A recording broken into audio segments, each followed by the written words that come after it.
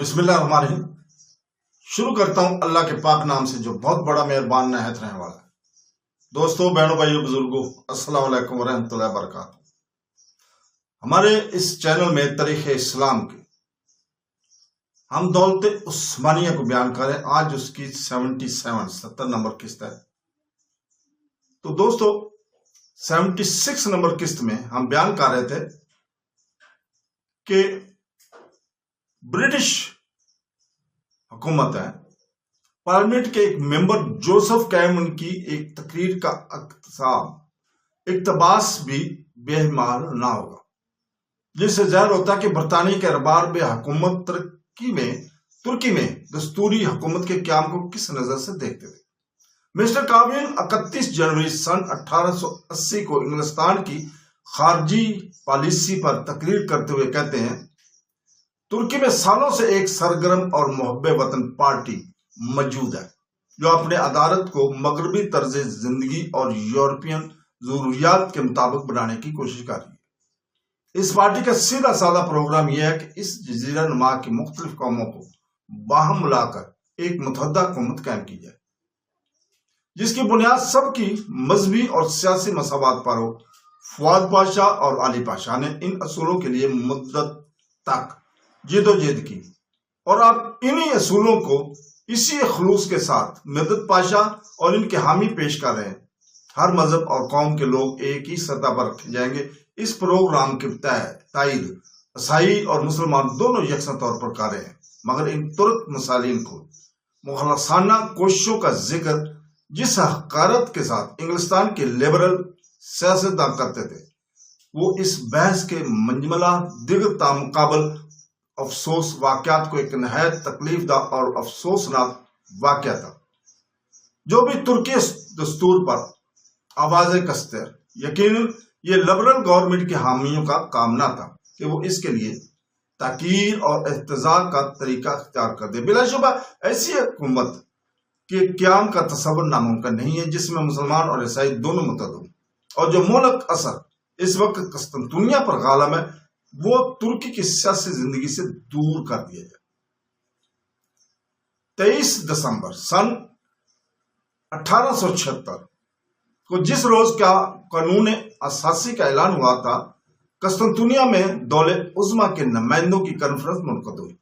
ابتدائی کارروائی مشکل سے ختم ہوئی تھی کہ بعض فورس کے دوسرے کنارے سے توپوں کی آواز آنے لگی۔ سفود پاشا وزیر خارجہ دولت عثمانیہ نے کھڑے ہو کر رکان مجلس کو مخاطب کیا اور کہا کہ ان توپوں کی آواز جو آپ سن رہے ہیں وہ سلطان اعظم کی طرف سے اعلان قانون اساسی کی دلیل ہے، اور یہ قانون بلا استثناء سلطنت کے تمام رعایا کے حقوق اور حریت کا کفیل ہے۔ کانفرنس کا جو مقصد تھا وہ حاصل ہو گیا۔ اب اس کا انعقاد اور اس کی کارروائیاں فضول ہے۔ سفود پاشا کی تقریر سے مجلس پر سناٹا چھا گیا۔ چند لمحوں کے بعد اگناتیف نے مور خاموشی توڑ دی اور یہ تجویز پیش کی کہ کانفرنس کو اپنا کام شروع کرنا چاہیے۔ دولت عظمیٰ کے وکلا ایک مہینہ سے قسطنطنیہ میں مقیم تھے اور باہم جلسے کر رہے تھے۔ ان جلسوں میں ترک مندوبین عمدن شریک نہیں کیے گئے تھے۔ 23 دسمبر کی باضابطہ اجلاس سے پہلے وہ لائحہ عمل جو دولت علیہ کے سامنے پیش کیا جانے والا تھا طے کر لیا گیا تھا۔ اس غیر معمولی کارروائی کا مقصد باب عالی کو یہ یقین دلانا تھا کہ کانفرنس جو فیصلہ کرے گی وہ دولت یورپ کا متفقہ فیصلہ ہوگا، اور باب عالی کو یہ توقع نہ رکھنی چاہیے کہ وہ دولت عظمیٰ کے رکاوٹوں سے کچھ فائدہ اٹھا سکے گا، چونکہ تمام معاملات حقیقتاً پہلے ہی طے کر لیے گئے تھے۔ اس لیے کانفرنس کا کام صرف اتنا رہ گیا تھا کہ اپنے فیصلوں کو باضابطہ طور پر مرتب کر دے۔ چنانچہ کانفرنس کی کارروائی اور روسی تصویر کی اس تجویز سے شروع ہوئی کہ صوبہ بلغاریہ کو حکومت خود اختیاری دے دی جائے، وہاں ایک عیسائی والی مقرر کی جائے، ایک قومی ردیف قائم کیا جائے، اور ترکی فوجیں صرف چند متعین قلعوں پر باقی رکھی جائے۔ ترک مندوبین کے اس جواب پر کہ یہ امور دائرہ بحث سے بالکل خارج اور قطعاً ناقابل قبول ہے، یہ تجویزیوں ترمیم کر دی گئی کہ بلغاریہ کی ایک خاص ریاستی گورنمنٹ دے دی جائے، ایک بین الاقوامی کمیشن اس کے انتظامات کی نگرانی کے لیے مقرر کیا جائے۔ اور اس کے گورنر کا تقرر دولہ عظمیٰ کی منظوری سے ہوا کرے۔ اغناطیف نے یہ تجویز کم سے کم مطالبہ کے طور پر پیش کی تھی۔ ترک مدبین نے اس پر بھی اعتراض کیا اور کہا کہ سربیا اور رومانیہ کی مثالیں سامنے ہیں جن کو مخصوص رعایتی حکومتیں دی گئی تھیں اور وہی خاص انتظامات ان کے لیے بھی کیے گئے تھے جو بلغاریہ کے لیے تجویز ہو رہے ہیں، لیکن نتیجہ کو دیکھتے ہوئے اسی تجویز کو بلغاریہ میں دہرانا مناسب نہیں ہے۔ انہوں نے بتایا کہ سربیا اور رومانیہ کے مسلمان آبادی کے ساتھ رواداری اور مساوات کا جو سلوک نہیں کیا گیا، جس کا وعدہ کیا گیا تھا اور جو بطور شرط کی منظور کیا گیا تھا، برخلاف اس کے وہاں کے مسلمان باشندے ترک وطن پر مجبور ہوئے، ترک وطن پر مجبور ہوئے۔ علاوہ بری یہ ریاستیں زیادہ سے زیادہ مراحت حاصل کرنے کے بعد بھی جبکہ انہیں کسی قسم کی شکایت کا موقع باقی نہ رہ گیا۔ سلطنت عثمانی کی دشمنوں سے اطاعت کرنے یا اس کے خلاف سازی کرنے سے کبھی باز نہ آئے۔ بالآخر طویل بحث و مباحثہ کے بعد دولہ عظمیٰ کے نمائندوں کی طرف سے کم سے کم مطالبے پیش کیا گیا کہ جس میں اب کسی تخفیف کی گنجائش نہ تھی کہ مقامی حکام کی مدد کے لیے ایک کنسیلی کمیشن مقرر کر دیا جائے اور بلغاریہ، ہرزگوینیا اور بوسنیا کے صوبوں کی والی پہلے 5 سال تک دولہ عظمیٰ کی منظور سے مقرر کیے جائے۔ ترک مدبین اس تجویز سے بھی اتفاق نہ کر سکے۔ انہوں نے کہا کہ کنسیلی کمیشن کا تقرر قوم کے حقوق خاص میں رخنہ اندازی کا باعث ہوگا، جسے منظور کرنا ہمارے اختیارات سے باہر ہے۔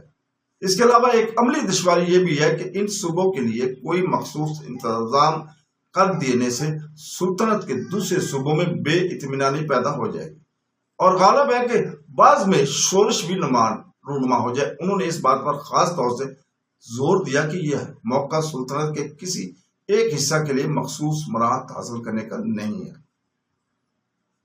جبکہ سلطان کی طرف سے ایک ایسے دستور کا اعلان کر دیا گیا تھا جس میں بلا امتیاز تمام رعایا کو سلطنت کے ہر حصہ میں زیادہ سے زیادہ امکانی آزادی اور مساوی حقوق دیے گئے۔ اس پر جنرل اغناطیف نے ایک نہایت سخت تقریر کی جس کے بعد جلسہ برخاست ہو گیا اور ارکان مجلس نے ترک مندوبینوں کی اس اجتماعی تقریر کو سننے کا بھی انتظار نہیں کیا جو اغناطیف کی تقریر کے جواب میں وہ کرنا چاہتے تھے۔ بہرحال یہ آخری ترمیم شدہ تجویز دولہ عظمیٰ کے نمائندوں نے ایک الٹیمیٹم کی شکل میں باب عالی میں بھیجی اور یہ دھمکی دی کہ اگر ایک ہفتہ کے اندر اس کا جواب قابل اطمینان نہ آیا تو ہم قسطنطنیہ سے روانہ ہو جائیں گے۔ مدد پاشا نے سلطان کے حکم سے ایک مجلس عالیہ منعقد کی جس میں سلطنت کے تمام قوموں کے نمائندے شریک کیے گئے اور ان کے سامنے کانفرنس کی یہ آخری تجویز پیش کی گئی۔ مدد پاشا نے اپنی تقریر میں صاف صاف بتا دیا کہ اگر یہ تجویز مسترد کی گئی تو جنگ کے سوا کوئی چارہ نہیں ہوگا۔ اس کے بعد حاضرین نے پوری آزادی کے ساتھ اپنی رائے کا اظہار کیا۔ روف بے بن رفت پاشا نے کہا کہ لڑائی مثل بخار کی بیماری کی ہے جس سے بچنا ممکن ہے، لیکن کانفرنس کی تجویز مثل پھیپھڑوں کی دق کی ہے جس کا لازمی نتیجہ قبر ہے۔ ساوا پاشا نے ایک طویل خطبے میں کہا کہ ہم اپنی عزت کی اہانت پر موت کو ترجیح دیتے ہیں۔ وکیل بطریق ارمی نے بھی ایک لمبی تقریر کی جس میں کانفرنس کے مطالبات کے مسترد کرنے پر زور دیا، جس میں نمبر 1 پہ تھا غرض مجلس کے متفقہ طور پر دولہ عظمیٰ کے مطالبات منظور کرنے سے انکار کر دیا۔ دولہ عظمیٰ کے الٹیمیٹم کے خلاف مجلس عالیہ کے یہ فیصلہ یقیناً تعجب خیز تھا، لیکن اس سے بھی زیادہ حیرت انگیز وہ اتفاق اور اتحاد تھا جو اس نازک موقع پر وطن کی محبت اور عزت کے لیے مجلس کے سلطان، عیسائی اور یہودی ممبروں میں ظاہر ہو رہا تھا۔ یونانی اور کیتھولک آرمینی ممبروں کا جوش خصوصیت کے ساتھ بہت نمایاں تھا۔ باب عالی نے مجلس کے اس فیصلے کی اطلاع دولہ عظمیٰ کے نمائندوں کو دے دی، چنانچہ 20 جنوری سن 1877 کو وہ قسطنطنیہ سے روانہ ہو گیا اور کانفرنس برخاست کر دی گئی تھی۔ روس نے دوسری طرف روس کی جنگ کی تیاری شروع کر دی۔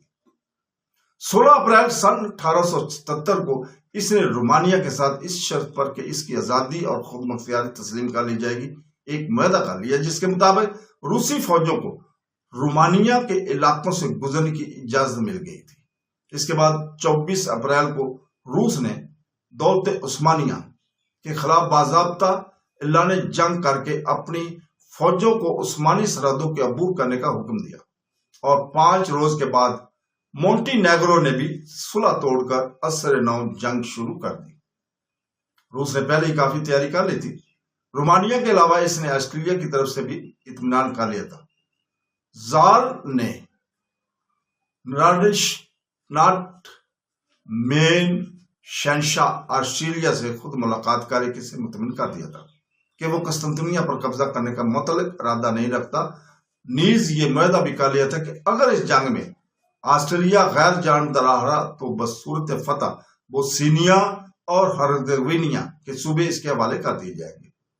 جنگ شروع کرنے کے چند دنوں بعد 8 جون سن 1877 کو روس نے انگلستان کی غیر جانبداری بھی اسی قسم کے ایک معاہدے سے حاصل کر لی اور وعدہ کیا کہ مصر اور نہر سویز سے کوئی تعرض نہ کیا جائے اور نہ قسطنطنیہ یا آبنائے باسفورس پر حملہ ہوگا۔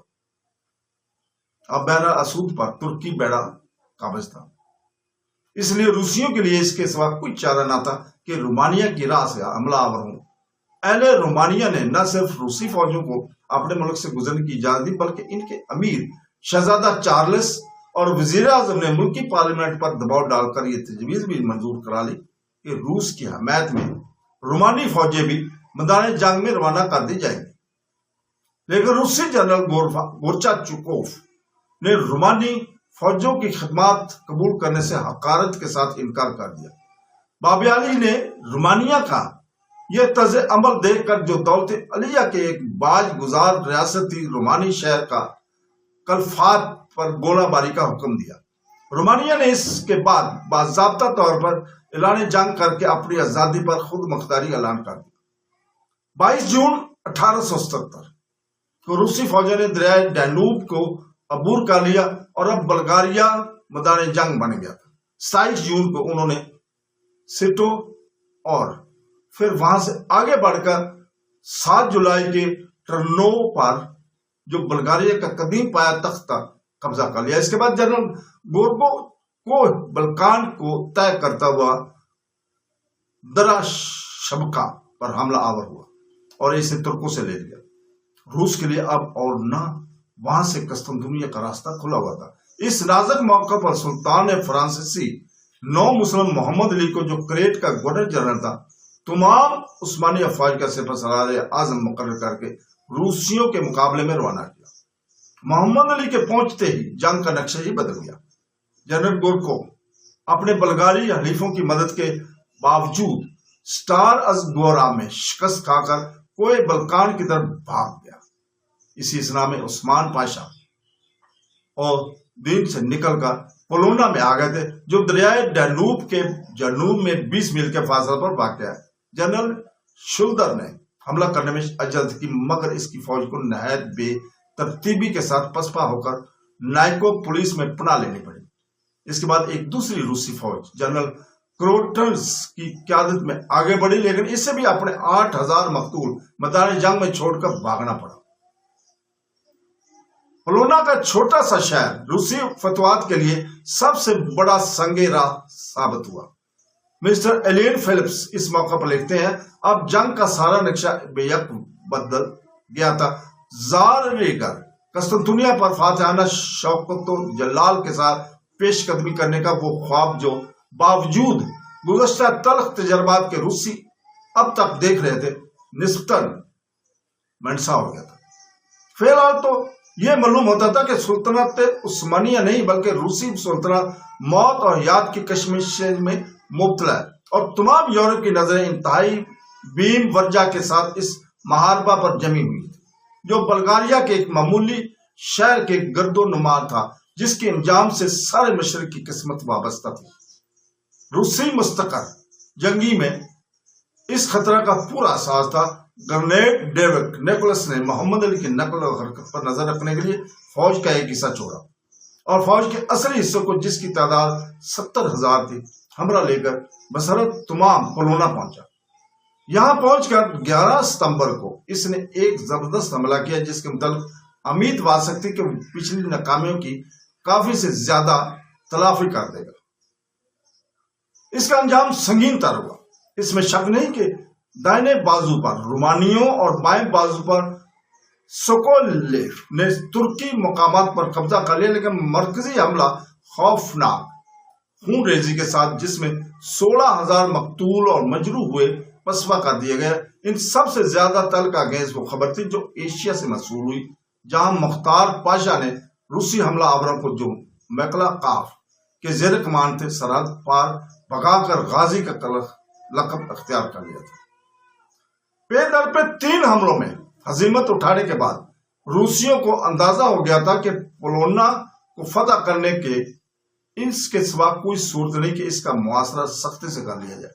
یہ تدبیر کارگر ثابت ہوئی۔ تقریباً 5 ماہ تک حیرت انگیز استقلال اور جان بازی کے ساتھ 1,20,000 روسیوں کا مقابلہ کرنے کے بعد جب سامان رست بالکل ختم ہو گیا تو عثمان پاشا اپنے 32,000 قافلہ کش سپاہیوں کو لے کر قلعہ سے نکلنے پر مجبور ہوئے، اور اس مہم کے آخر مارکے میں شجاعت کی انتہائی جوہر دکھا کر 10 دسمبر سن 1877 کو انہیں ہتھیار ڈالنے پر مجبور کر دیا۔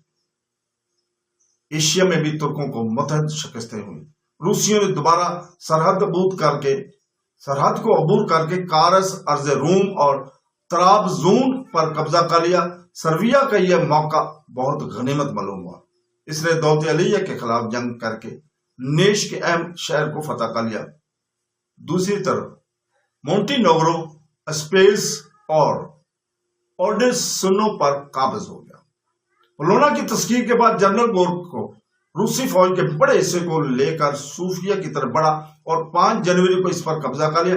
28 جنوری کو گرانڈ ڈیوڈ کو نیکولس، جو تمام افواج روس کا سپہ سالار اعظم تھا، فاتحانہ شان سے ارونا میں داخل ہوا۔ سقوط ارونا کی خبر سے انگلستان اور آسٹریلیا میں سخت بے چینی پیدا ہوئی، اور روس نے شروع ہی میں ان دونوں حکومتوں سے وعدہ کر لیا تھا کہ بوسنیا اور قسطنطنیہ سے کوئی تعارض نہ کیا جائے گا۔ لیکن اب سوال یہ پیدا ہوتا کہ ان فتوحات کے بعد میں وہ اپنے وعدہ پر قائم رہے گا۔ اسی گھبراہٹ میں آسٹریلیا نے اپنے حقوق کے تحفظ کے لیے ایک فوج کو کوہ کارپیتھین میں تعین کر دی، اور انگلستان نے ایک بحری بیڑا خلیج بساکا میں روانہ کر دیا، جو درد دنیال دہنا پر واقع ہے۔ انگلستان کو یہ خطرہ تھا، اور رونا کی فتح کے بعد جب کہ ترکوں کی فوجی قوت ٹوٹ چکی ہے، خود کو سنتونیا کا مسخر ہو جانا کوئی بڑی بات نہیں۔ یہی وجہ تھی کہ جن لوگوں نے ابتدائی جنگ میں وزیر اعظم لارڈ بیکنس فیلڈ کی مخالفت کی تھی اور روس کے مقابلہ میں سلطنت عثمانی کی حمایت کے لیے آمادہ نہیں ہوئے تھے، انہوں نے بھی اب اپنی رائے بدل دی تھی، اور قسطنطنیہ پر روسی قبضہ کے خلاف خواہ وہ عارضی کیوں نہ ہو، شدت کے ساتھ صدائے اجتہاد بلند کی۔ اسی شورش کا نتیجہ تھا کہ حکومت برطانیہ نے اپنے بحری بیڑے کو خلیج بساکا سے نکل کر درد دنیال میں داخل ہونے کا حکم دیا، اور اس اندیشہ سے کہ اب روس سے جنگ چھڑ جانا یقینی ہے، پارلیمنٹ سے مصارف جنگ کے لیے 60 لاکھ پاؤنڈ کی منظوری کی۔ درخواست کے علاوہ بڑی حکومت برطانیہ نے روس کو مطمع کیا کہ اگر اس نے قسطنطنیہ کی طرف کوئی قدم اٹھایا تو یہ اقدام برطانیہ کے ساتھ جنگ کا اعلان سمجھا جائے گا۔ اسی سنہ میں روس اور دولت علیہ کے درمیان صلح کی گفتگو ہوتی رہی، اور 31 جنوری سن 1878 کو فریقین کے نمائندوں نے عارضی صلح کے لیے ارونا میں ایک نوشتہ پر دستخط کر دیے، جو مثبت ارونا کے نام سے مشہور ہے۔ اس تحریر کی روح سے باسفورس اور دانیال میں روسی حقوق کی توثیق کی گئی، اور طے پایا کہ توان جنگ میں جس کی نوعیت بعد کو متعین ہوگی روس کو ادا کیا جائے گا، اور یہ بھی طے پایا کہ بلغاریہ ایک خود مختار اور باج گزار ریاست بنا دی جائے گی۔ اور اس کی حکومت قومی اور عیسائی ہوگی، نیز اس میں ایک قومی ردیف تعینات رہے گی۔ مونٹی نیگرو اور رومانیہ اور سربیا کو خود مختاری دی جائے گی۔ مونٹی نیگرو کے مقبوضات وسیع کیے جائیں گے، رومانیہ کو تاوان جنگ مقبوضات کی شکل میں دیا جائے گا۔ سربیا کی سرحدیں اثر نو درست کی جائیں گی، بوسنیا اور ہرزیگوینیا کو اپنے معاملات میں آزادی دے دی جائے گی، اور ایسی ہی اصلاحات دوسرے عیسائی صوبوں میں بھی نافذ کر دی جائیں گی۔ اس صلح نامے کی روح سے رسبک، سلسٹریا اور دین کے قلعے روس کے حوالے کر دیے گئے، اور بلغاریہ میں ترکوں کا قبضہ صرف وارنا کے ضلع پر باقی رکھا گیا۔ تو دوستو، اللہ حافظ۔